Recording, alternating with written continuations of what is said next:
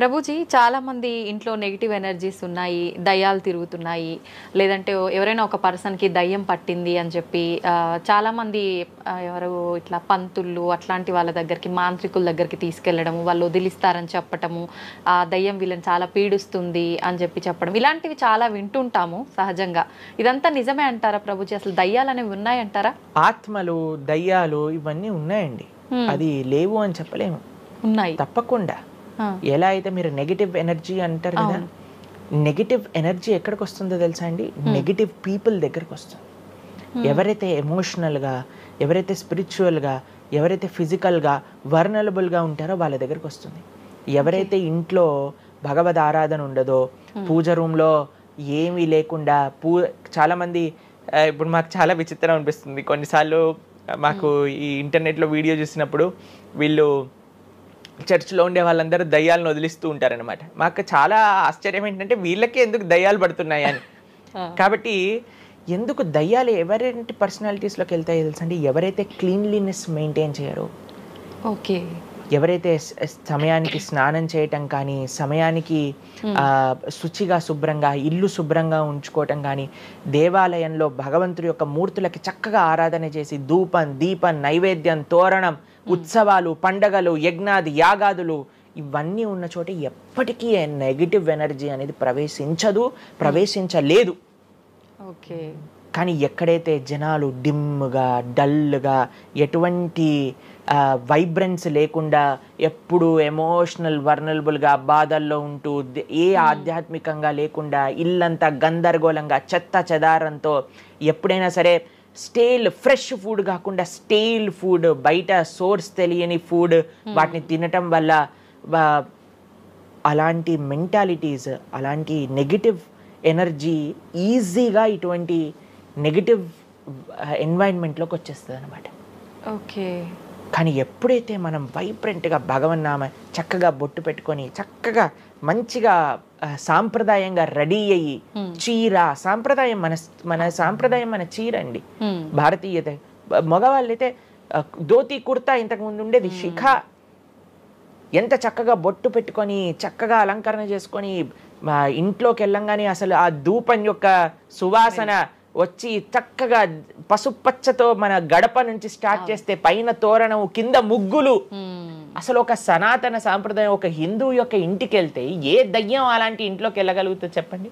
మన సినిమాలలో మీరు చూసి ఉంటారు, దయ్యాలు ఎక్కడుంటాయి? పాతబడ్డ బంగ్లాలలో, ఎక్కడో క్లోజ్ చేసిన గెస్ట్ హౌస్లలో ఉంటాయి, అంతేనా? నిజం ప్రభుజీ. ఏదైనా దేవాలయంలో దయ్యం ఉండటం మీరు చూసారా ఎక్కడైనా? ఎందుకు ఉండదు? ఎందుకంటే అక్కడ భగవద్ ఆరాధన జరుగుతుంది కాబట్టి. ఏ ఇంట్లో అయితే నిరంతర భగవద్ ఆరాధన ఉంటుందో, ఏ ఇల్లు అయితే వైబ్రెన్స్ గా ఇంటి బయట ముగ్గు నుంచి ప్రారంభమై ఇంటి లోపల దేవాలయంలో దీపము నిరంతరము కూడా ఉంటుందో, భగవద్ ఆరాధన జరుగుతుందో, భగవన్నామ జపం జరుగుతుందో, శాస్త్రాన్ని పారాయణ చేస్తున్న విష్ణు సహస్రనామం, హరే కృష్ణ మహామంత్ర కీర్తన, యజ్ఞము, యాగము, ఉత్సవాలు చేస్తూ, అటువంటి ఇంట్లో అటువంటి వ్యక్తులకి ఎప్పుడూ రాలేదండి. ఎవరైతే తన నుదిటిన తిలకాన్ని అలంకరణ చేసుకొని చక్కగా సాంప్రదాయంగా ఉంటారో, శుచి శుభ్రత పాటిస్తారో, చక్కగా ఆలయానికి వెళ్ళి గోసేవ, చెప్పండి అలాంటి వాళ్ళకి ఎప్పుడైనా ఇలాంటి నెగిటివ్ ఎనర్జీ అటాక్ అవుతుంది అంటే? అస్సలు కాదు. ఎవరైతే గ్లూమీగా, డిప్రెస్డ్గా, ఏం లేకుండా ఏ వస్త్రాలు పడితే ఆ వస్త్రాలు వేసుకోవటం, కొంతమంది ఆలయంలోకి వెళ్ళామనుకోండి, ఇంట్లో పూజ రూమ్లోకి వెళ్ళామనుకోండి, పండగ నుంచి పండగ మాత్రమే దీపం పెడతారు, లేదా అస్సలు ఆ పూలు అలానే ఉంటాయి 15-20 రోజుల వరకు. అవును ప్రభు. అలాంటి ఇంట్లలో నెగిటివ్ ఎనర్జీ రాకపోతే ఇంకేమొస్తుంది చెప్పండి? కాబట్టి నెగిటివ్ ఎనర్జీ ఉందా? ఈ దయ్యాలు, ఆత్మలు ఉన్నాయా? ఉన్నాయి. ఎవరి దగ్గరికి వెళ్తాయి? అటువంటి మెంటాలిటీ ఉన్న వాళ్ళ దగ్గరికి మాత్రమే వెళ్తాయి. ఓకే. మనం కానీ ఎప్పుడైతే మనకి రక్షణ, అందుకే మనం తులసి మాల వేసుకుంటాం. తులసి మాల, ఇప్పుడు చూడండి మేము నరసింహ కవచాన్ని ధరించామన్నమాట. ఇవన్నీ నరసింహ ఆరాధన, నరసింహ కవచాన్ని ఎప్పుడైతే మనం చేస్తామో, ఎప్పుడైతే మనం భగవన్నామ స్మరణ చేస్తామో, తులసి మాల ధరించాలి. తులసి మాల చాలా మంది ఇప్పుడు ధరిస్తున్నారు, కానీ నియమాలను పాటించట్లేదు. ఏంటి నియమాలు? తులసి మాల వేయాలి అని అంటే మనము భగవత్ ప్రసాదాన్ని మాత్రమే నైవేదన చేసి తీసుకోవాలి, మాంసాహారాన్ని తినకూడదు, ఎల్లిపాయలు ముట్టుకోకూడదు. ఇవన్నీ కూడా నెగిటివ్ థింగ్స్ అన్నమాట, తామసిక రాజసికమైన విషయాలు. కాబట్టి ఇవి చక్కగా ఇవన్నీ మానేసామనుకోండి. తులసి మాల ధరించడం అంటే ఏంటి అంటే చూపిస్తున్నాం అనమాట, మా దగ్గర ఎటువంటి తామసిక రాజసిక ప్రవృత్తులు లేవు, మేము సిద్ధ సాత్విక ప్రవృత్తిలో ఉన్నాం. దయ్యం అక్కడ నుంచి వచ్చింది కూడా యూటర్న్ తీసుకొని వెళ్ళిపోతుంది అన్నమాట ఇవి చూడంగానే. కాబట్టి అది చాలా ముఖ్యం. ఎప్పుడైతే మన ఆచరణ బాగుంటుందో, ఎప్పుడైతే మనం ధార్మికంగా ఉంటామో, ఎప్పుడైతే భగవద్భక్తులై ఉంటామో, ఏ నెగిటివ్ ఎనర్జీ మనల్ని ఏం చేయలేదు. ఓకే, మొత్తానికి ఉన్నాయి దయ్యాలు, ఉన్నాయి, జాగ్రత్త. మనం మంచిగా భక్తి పరంగా ఉండండి, ధార్మికంగా ఉండండి. ప్రభుజీ కర్మ సిద్ధాంతం అన్నారు కదా, అసలు కర్మ సిద్ధాంతం అంటే ఏంటి ప్రభుజీ, ఏం చెప్తోంది అసలు? మనం చెయ్యంది మనకి రాదు, మనం చేసింది తప్పకుండా మనకు వస్తుంది. ఇదే కర్మ సిద్ధాంతం. Every action has equal and opposite reaction. Okay okay, ఇలా అయితే ఈ లా ఉందో అదే కర్మ సిద్ధాంతం. అంటే నువ్వు చేసింది ఏదైనా సరే ఆ యొక్క ఫలితం నుంచి తప్పించుకోలేవు. తర్వాత ఏదైతే నువ్వు చేసావో దాని నుంచి తప్పించుకోలేవు. మంచైనా చెడైనా, మొన్న అయింది నీకు ఈ రోజు వస్తుంది, ఈ రోజు చేసిన దానికి రేపు వస్తుంది. ఇదే కర్మ సిద్ధాంతం అంటే. కాబట్టి ఎప్పుడు ఇది మన మనసులో ఉండాలి. అరే ఈ రోజు నాకు ఏదైనా బాధ ఉంటే నేను ఏదో చేశానేమో, కాబట్టి ఏదో చేశాము అయిపోయింది, ఈ రోజు ఈ కష్టం వచ్చింది, కృష్ణ నువ్వు నాకు శక్తినివ్వు ఈ కష్టాన్ని ఎదుర్కోవడానికి. ఇప్పటి నుంచి నేను ఇలానే మంచిగా ఉంటాను, ఎప్పుడూ అధర్మం వైపు వెళ్లకుండా ఉంటాను, స్వామి నువ్వే రక్ష అని ఆ ధర్మ చింతన ముందుకు తీసుకెళ్ళటం. ఇప్పుడు కానీ మనం ఆ ధర్మ సంకల్పం చేసుకుంటండి, రేపటి రోజున మరి చాలా మంది అంటే రేపు ఎవరు చూసారో లేదో, అయ్యా రేపు ఎవరు చూసారో లేదో అని కానీ మీ పిల్లవాడు చెప్పి నేను ఇప్పుడు కష్టపడను, రేపు నాకు ర్యాంక్ వచ్చాక నాకు ప్లేస్మెంట్ వస్తుందో లేదో నాకేం గ్యారంటీ ఉంది కాబట్టి నేను చదవను అన్నాడు అనుకోండి, ఏం చెప్తారు మీరు? నాన్న నువ్వు ప్లేస్మెంట్ గురించి బాధపడకు, ఫస్ట్ నీ కర్తవ్యం చదవటం నువ్వు చదువు, దాని తర్వాత నీకు వస్తే వస్తుంది, నీ జీవితం సెటిల్ అవుతుంది. అంతే కదండి.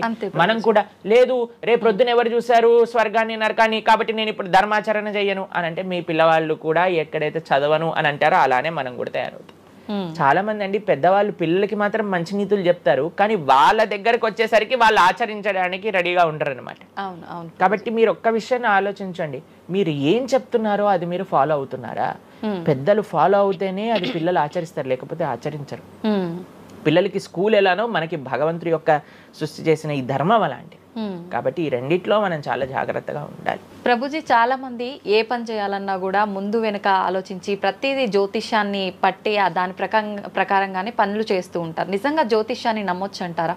జ్యోతిష్యం 100% కరెక్టే, కానీ జ్యోతిష్యాన్ని నువ్వెంత సీరియస్గా తీసుకోవాలి అది ఆలోచించాల్సిన విషయం. జ్యోతిష్య శాస్త్రం అది, శాస్త్రం ఎప్పుడూ కూడా కరెక్టే, కానీ మనకి ఎంత అవసరం అది. ప్రతిరోజు ప్రొద్దున లేవంగానే రాశి ఫలాలు ఏమైపోయాయి అని కొంతమంది చదువుతూ ఉంటారు. ప్రతి చిన్న విషయానికి ఈ రోజు ఏమైంది, ఈ రోజు ఎలా ఉంది, ఆ రోజు ఎలా ఉంది, సండే పేపర్లో వచ్చింది ఇంకా ఈ వారం ఎలా ఉండబోతుంది, ఇవన్నీ నీకు అవసరం లేదయ్యా. నువ్వు ధర్మాచరణ చెయ్యి, భగవంతుడి పట్ల నమ్మకం పెట్టుకో, ఆయన చూసుకుంటాడు. భక్తులు ఎవరు కూడా అలాంటి విషయాలని సీరియస్గా తీసుకోరండి. ఎందుకంటే బృందావనంలో ఒక భక్తులు ఉన్నారనమాట, ఆయన అంటారు మొత్తం అన్ని గ్రహాలు నీకు అనుకూలంగా ఉండి నువ్వు కృష్ణ భక్తుడివి కానీ అవ్వకపోతే అన్ని గ్రహాలు అనుకూలంగా ఉండి నీకేం లాభం. తర్వాత అంటాడు అన్ని గ్రహాలు ప్రతికూలంగా ఉండి కానీ నువ్వు కృష్ణ భక్తుడు అయితే ఏవి నిన్ను ఏం చేయలేవు. ఎందుకంటే భగవంతుడు అలాంటి రక్షణ ఇస్తాడనమాట మనకి, భగవంతుడి దగ్గర ఆ శక్తి ఉన్నది. కాబట్టి మనము దేన్ని ఎంత సీరియస్గా తీసుకోవాలి, మనకి కావాల్సినది ఆధ్యాత్మికత, భక్తి. భగవంతుడి గురించి విన్నామా, భాగవత రామాయణాదులు శ్రవణం చేశామా, స్వామికి ఆరాధన చేసుకున్నామా, ఆలయానికి వెళ్ళామా, గోసేవ చేశామా, ధార్మికంగా ఉన్నామా, ఎవరికి ఏం చెడు చేయలేదా, మంచి అందరి గురించి కూడా మంచి ఆలోచిస్తున్నామా, ఒకళ్ళతో మంచిగా మాట్లాడుతున్నామా, ఎవరికి చెడు చేయట్లేదా, ఇంతవరకు నీ ఆలోచన ఉంటే సరిపోతుందండి. ఈ ధర్మచింతన మనకు కావాలి, అంతేకాని ఏమవుతుంది, నా రాసి ఏంటి, ఇదేంటి. ఇప్పుడు అంత పిచ్చి జనాలకి ఎలా పెరిగిపోయిందంటే ఒకళ్ళు అంటారు ఈ ఉంగరం పెట్టుకోమంటారు, ఒకళ్ళు అంటారు ఇలా నీ పేరు రాయి అంటారు, ఒకళ్ళు అంటారు నీ పేరులో ఏ ఏ ఏ ఏ ఎక్స్ట్రా రాయమంటారు. ఇవన్నీ ఏంటి మారిపోయాయి. ఇవన్నీ మార్చుకొని నీ ఆచరణ కానీ మారకపోతే, నీ థింకింగ్ కానీ మారకపోతే, నీ ధర్మం పట్ల ఉండే అనిరుక్తి కానీ పెరగకపోతే ఇవన్నీ చేసి ఏం లాభం. కాబట్టి మనం ఎసెన్స్ ఆఫ్ ధర్మ భగవంతుడి ఆరాధన. సవై పుంసాం పరో ధర్మో యతో భక్తిర్ అదోక్షజే. అటువంటి స్వామిని ఆశ్రయించటంలో మన టైం పెట్టాలి, కానీ ఇలాంటి చిన్న చిన్నవి చూసుకోవటం, వీటి కోసం మనం సమయాన్ని వేస్ట్ చేసుకోవటం మంచిది కాదు. జ్యోతిష్యం కరెక్టా? 100% కరెక్ట్. నీకెంత కావాలి అది నువ్వు ఆలోచన చేసుకో. పెళ్లి చేసుకోవాలి, గృహ ప్రవేశం చేసుకోవాలి, ఏదైనా పెద్ద పెద్ద ఉంటే అప్పుడు మీరు చూడాలి ముహూర్తం, వివాహం చేసుకోవటం కానీ లేదా ఏమంటాం మన గృహ ప్రవేశాది పెద్ద పెద్ద కార్యములకి చూసుకోసరి. ప్రతిరోజు, ప్రతి క్షణం, ప్రతి వారం, ప్రతి నెల. చాలా మందికి పొద్దున్నే చూడండి అసలు రోజు గడవదు. ఇలాంటి పిచ్చి పనులు ఆపాలి. ఫస్ట్ ప్రొద్దున పూట లేచి భగవంతుడి దగ్గరికి వెళ్ళి భగవంతుడికి నమస్కారం చేసి జపం చేసుకొని ధ్యానం చేసుకొని ఆలయానికి వెళ్ళి దర్శనం చేసుకొని భగవత్ చింతనలో ఉండండి. రోజులో ఏ కష్టం వస్తుందో దాన్ని ఎలా ఎదుర్కోగల ఆ శక్తిని వస్తుంది. అంతేగాని ఏమున్నాయి రాశి ఫలాలు చదవటం వల్ల ఏం అవ్వదండి. కాబట్టి సొల్యూషన్ పైన కాన్సన్ట్రేట్ చేయండి, ప్రాబ్లం కోసం విశ్లేషణ చేయకూడదు. ఓకే.